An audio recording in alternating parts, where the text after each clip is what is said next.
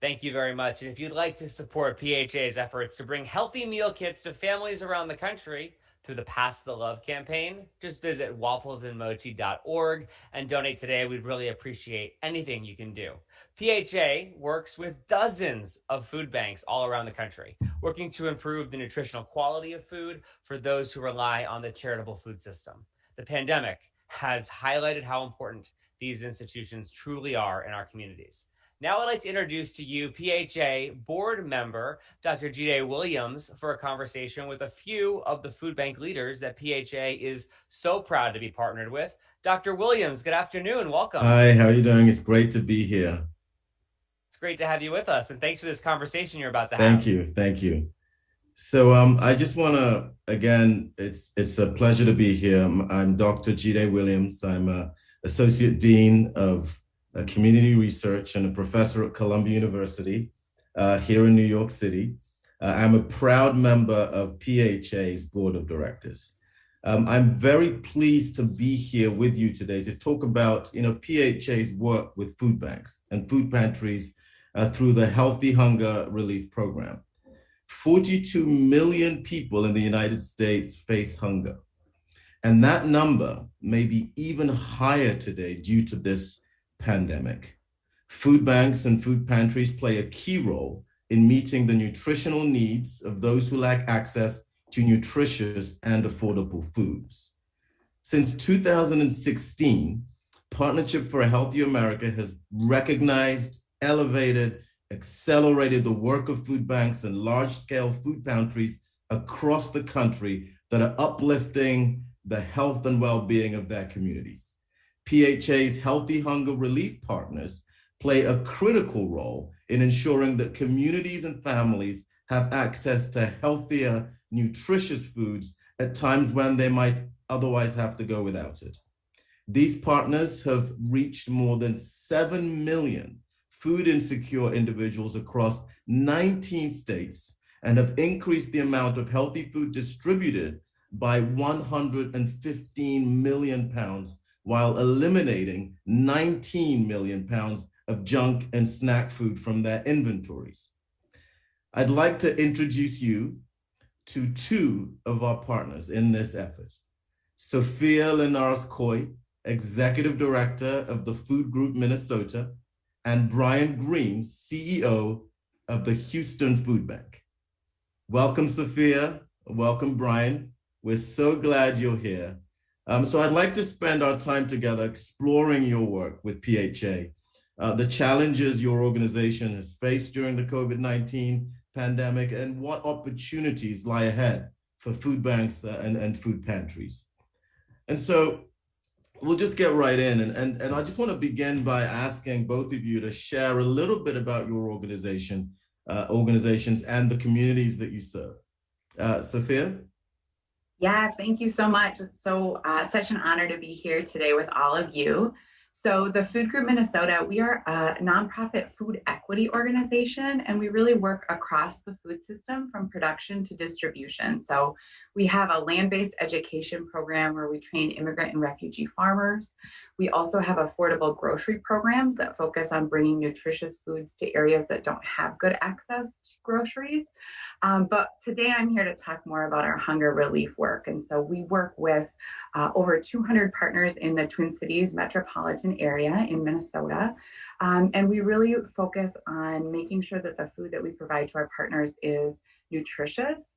We also have values of making sure our food is culturally connected and are doing a lot to increase the amount of local food that we're distributing to our partners. So the community we serve is diverse and getting more and more diverse. We're really focused on ensuring that the hunger relief system reflects the participants and really includes more community voice. And thinking a lot about how we think through how to create welcoming spaces that are really dignified and promote nutrition, but in a way that crosses culture and feels really accessible to folks who are struggling to make ends meet. Thanks for that, Sophia. And over to you, Brian. Can you tell us a little bit about the Houston Food Bank and the community that you serve? Sure. So Houston Food Bank is one of the 200 Feeding America food banks. We're independent organizations to serve our community, but we cooperate together both on standards that we'll do and also sourcing a product. So the people that we serve, our target group is a food insecure population. Food insecurity isn't necessarily hunger. It's the greater set. So these are families that they're struggling to have enough resources for a healthy diet consistently. So usually it's around 13% of the population is food insecure, and about 5% of that population is actually experiences hunger. So it's nutritional compromises are the most likely impact of food insecurity rather than hunger, which is different than we used to think. Food banks were formed to try and go get the surplus food. There's a huge amount of food waste, estimated about 40% of food supply in the United States never hits the stomach. To get that and channel it to people in need. In the early days of food banking, quite frankly, that food had a heavy ratio of not nutritious. It was snack foods and code-dated type items were generally the easiest things for us to get very green products. We are not your grandmother's food banks anymore. Like in our case, 40% of our distribution in Houston is fresh produce. That's becoming fairly common in food banks. There are many food banks that are well above 50% of our distribution is actually fresh produce. And this is where Partnership for Healthier America is actually a very good fit for us, because as we're looking at the outcomes for the people that we serve, it isn't just about trying to stave off hunger. It's about how their lives are going and the consequences of what they eat. That's really wonderful. Thank you, both of you. You know, it's interesting you mentioned nutritional compromises and its impact on health, and we know we know that today that given the COVID pandemic, these diet-related diseases have had such an accelerating effect on severe COVID. But on this note, how has your partnership with PHA accelerated the work that you're doing in uplifting the health of your constituents, Sophia?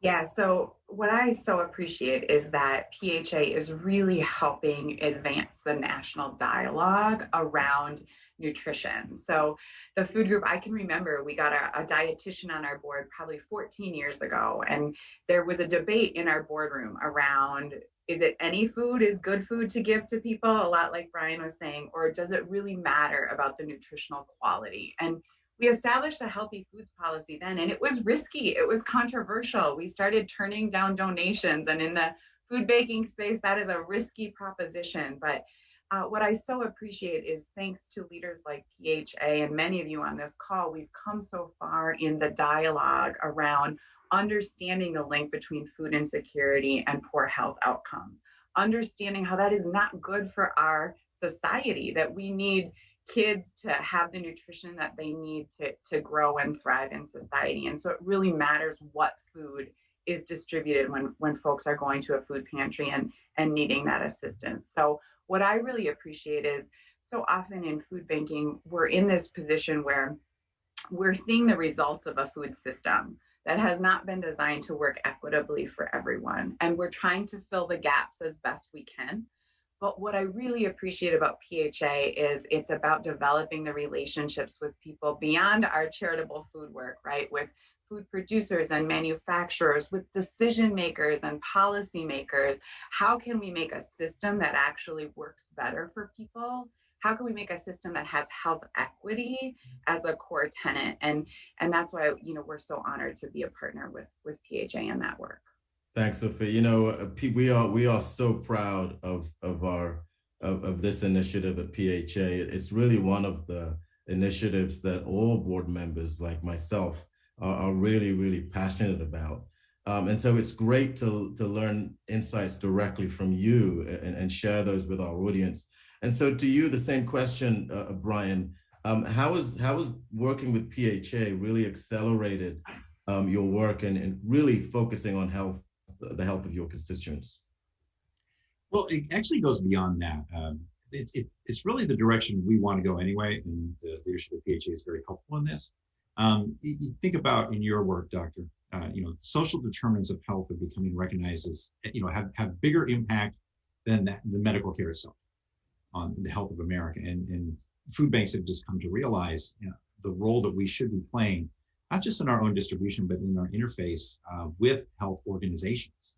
healthcare organizations. It was like, okay, when people are struggling with health issues, so often it's a result of other issues in their life, and diet is one of the biggest of them all there.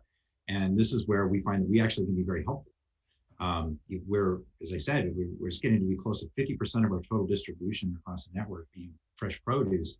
Wow, this, to the extent that you're targeting this to populations that most are in need of a healthier diet, we can actually change consequences that you're experiencing in your own work. And this is the sort of interface that Partnership for Healthy America facilitates. Yeah, it's so exciting. It's interesting that I think more people now, because of some of the work that we've seen during this pandemic, within the pandemic, have really appreciate the effect that social determinants have on the lives of people, especially the most vulnerable around us. And food deserts and the quality of your food and the diet-related diseases that emerge, you put folks at risk for all kinds of things, even beyond severe COVID. But you guys must have also experienced real challenges during this pandemic, and I'm just curious to learn a little bit more from both of you what some of these challenges your organization faced during the pandemic. Sophia, quickly, and then over to Brian. Yeah, so a lot about how hunger relief has been done is it's very volunteer based, and it's about bringing lots of groups of people together to pack food and distribute food. So a lot had to change quickly. One thing was clear when the COVID lockdown started to go into effect, it was clear that hunger relief was indeed an essential service. And, I was able to really take heart in that too, to have our staff and our volunteers see how important this work is. And so we had to find a way to continue to do it. Obviously, we had to keep people safe. So keeping participants and volunteers and staff safe was key. It meant changing a lot of our programming. So that part was real. And we had to do a lot of innovation. And for us in Minneapolis, that innovation just had to keep continuing, because then as we moved into the summer, we had the murder of George Floyd in our local community, and a lot of conversations about race and racial unrest that was a crisis within a crisis when it came to food access. So it's been a lot of innovative expansion of our partnership, thinking about food distributions in different ways. And for us, really making sure we follow community lead, because it's community members who are struggling who know how they want to access food. And it's our job to be as nimble as possible and respond to those requests. Absolutely. And Brian, can you tell us some of your challenges over the last year? Yeah, a couple of issues. First off, it was amazing how the lines went crazy long right away, because the pandemic impacted lower income families more than anybody else. We've had hurricanes down here. Hurricanes hit everybody. It's worse for low income families. The pandemic, the economic consequences, 80% of the job losses happened to the bottom 25% of the income families. So the lines went crazy long. But then supply, how are we going to get food to do this? But that's where, when the restaurants closed down, what was going to be sold to the restaurants had nowhere to go. And that became resources for us. And it was kind of a unfortunate nice thing is like how we were able to get actually even more fruits and vegetables than we otherwise could. Because you think about what was on a restaurant plate, so much of the vegetables or the fruits that were there, it became resources for us. And we're able to get its families, in many cases, those very same workers who were working in the restaurant. And now that's that food that restaurant would have served. It was just trying to piece everything together as every day went by. What did we get in yesterday? Just keep it going. Eventually that got us to where we are today. This feels like almost like a normal to us. Well, I can't thank both of you enough, Brian, Sophia, for being here with us today and really sharing this important work. Your commitment to serving the most vulnerable among us is really she deserves utmost applaud and appreciation. The program will continue after a quick message from our Pass the Love supporter, Bounty. Thank you.